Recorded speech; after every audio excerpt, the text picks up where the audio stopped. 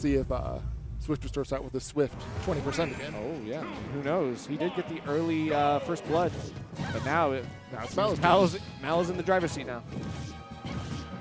Oh, okay. So I like that. He actually got the down tilt into the up tilt of his own.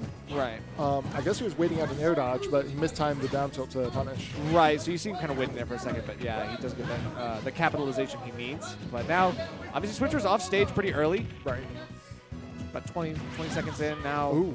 Mallow with a good edge guard. A little early on the counter. It was, So yeah. one thing that I've told Mallow that he could work on, and hopefully he might hear it if he goes back and watches this. Yeah. In edge guard situations, sometimes he jumps the gun. He picks an option way too early and goes to cover it. Sure.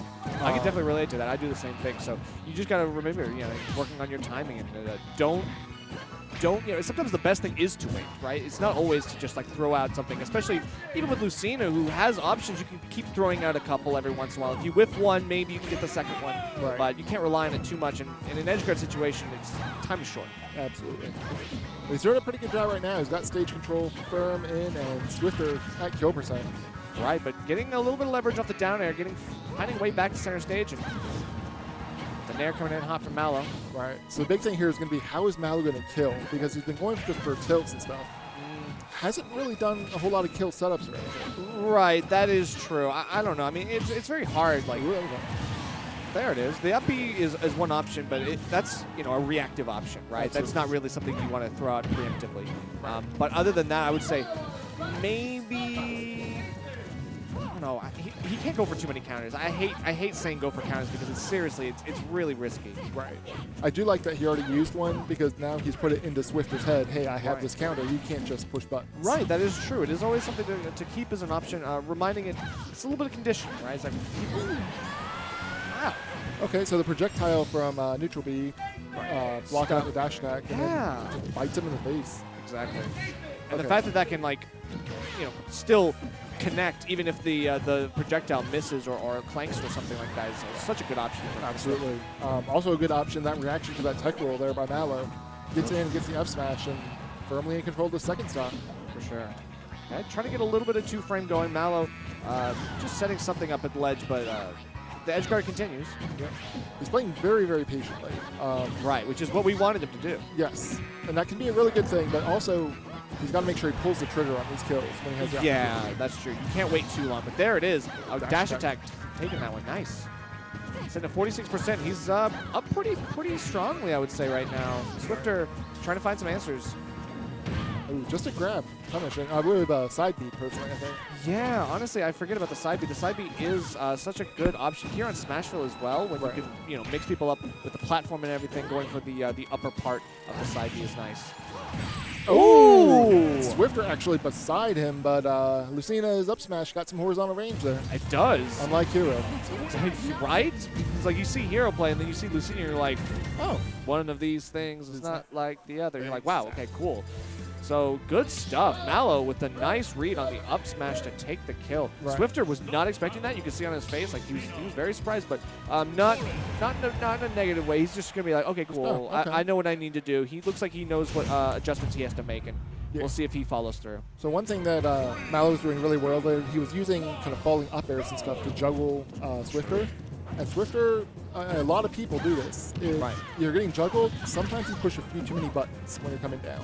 Yeah. And that's one of those instances where it just hurt him. For sure, because you think it's like, oh, I have to throw out a landing option, right? I have to throw out something, some hurtbox or hitbox that can like keep me safe for at least a little bit. But it's not always the option. I mean, just go left, go retreat to ledge, something like that. You don't always have to push the aggression when you're in disadvantage. Absolutely. Sometimes the best thing you can do is just do nothing and concentrate on getting down safely. Right. They always say like a best defense is a good offense, but sometimes it's not. Right.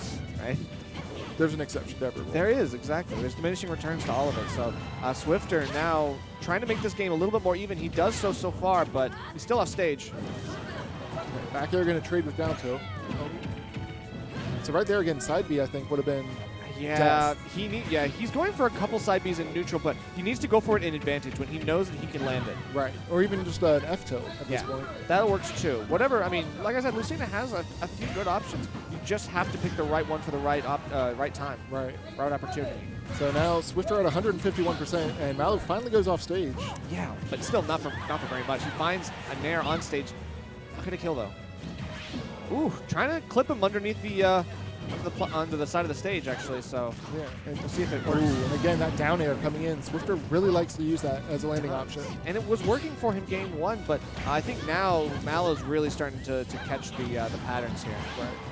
And this is the reason why Swifter chose Lilat. It's a bit of a comfort pick for him here on the Corrin matchup. He knows that he can catch a lot of stuff underneath that stage. Right. Mallow's staying very patient, staying on stage, just kind of sitting in shield. Right. But Swifter so far has spent most of his time off stage, so. Right. Okay. There we go. So there's an F tilt coming in from the other player. Right, and finally we get it. So 73% for Swifter. He's got to find some way to catch back up quickly. Right. And this edge guard might be the opportunity to do so, but Mallow resets neutral.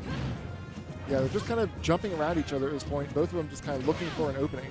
Right, and that's the sword matchup, you know? It's like, obviously, Mallow has a shorter sword to work with, but Swifter has some lacking frame data that he can punish, at least. Absolutely.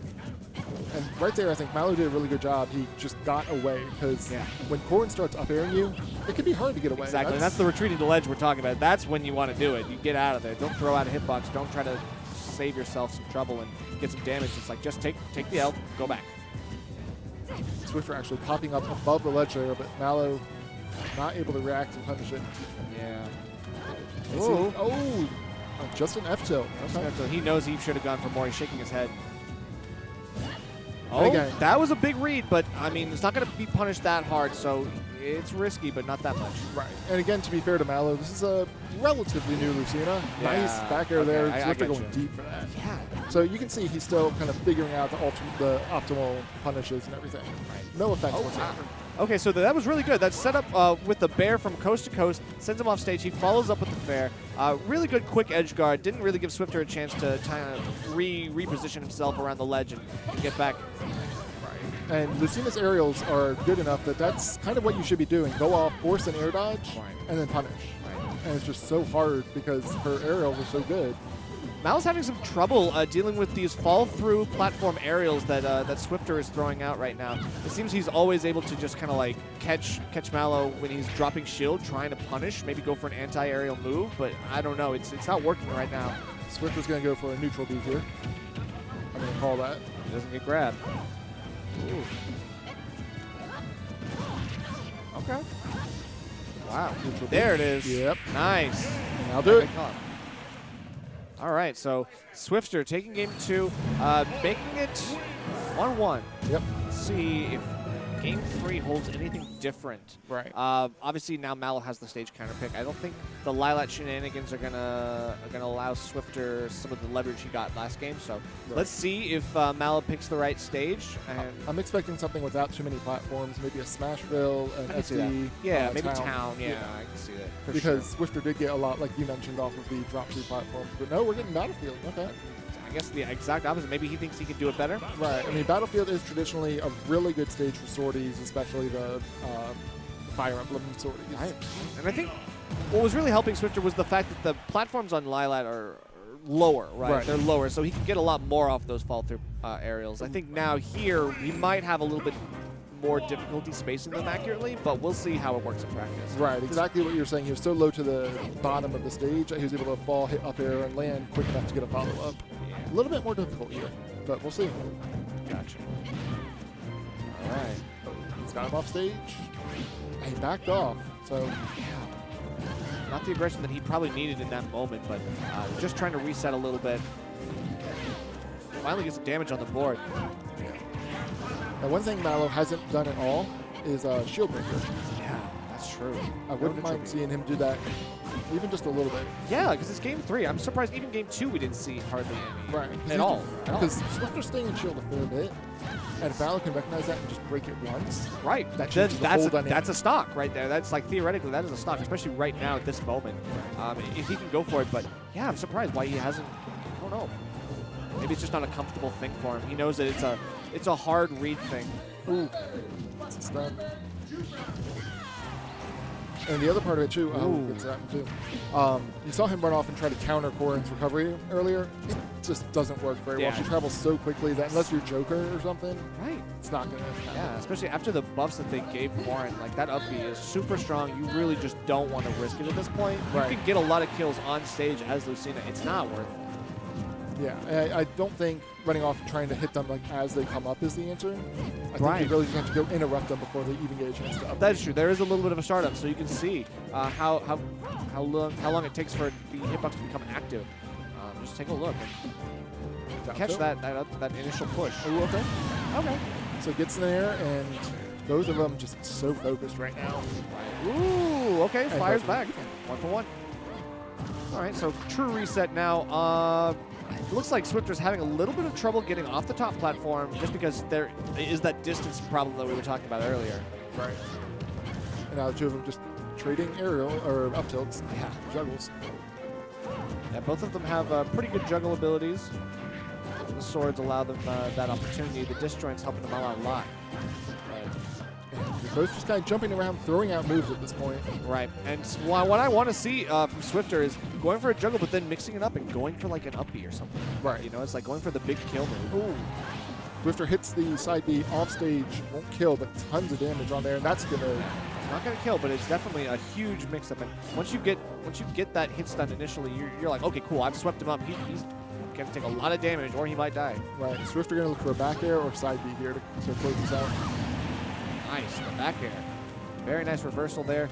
Swifter going for the good tech and then taking it. Mallow now behind. Oh, there it is. Shield breaker. The first one we've seen all set now. And I'll see if that changes any of Swifter's habits about staying in shield or anything. Right, because he wasn't even holding shield when he threw it out. He was basically just getting hit by it. The other part of it, he went for one there, but Mallow hasn't been grabbing too much. Also true, yeah. So it's like a double shield conditioning. It's like extra potent, but this time the back air is going to be the one that takes the kill. Swifter doing a little taunt there, kind of boost his own morale, get his spirits up, say, I can do this. Exactly. And really, neither one of them could take it at this point. This is, even though Swifter's got 46% advantage, it's even.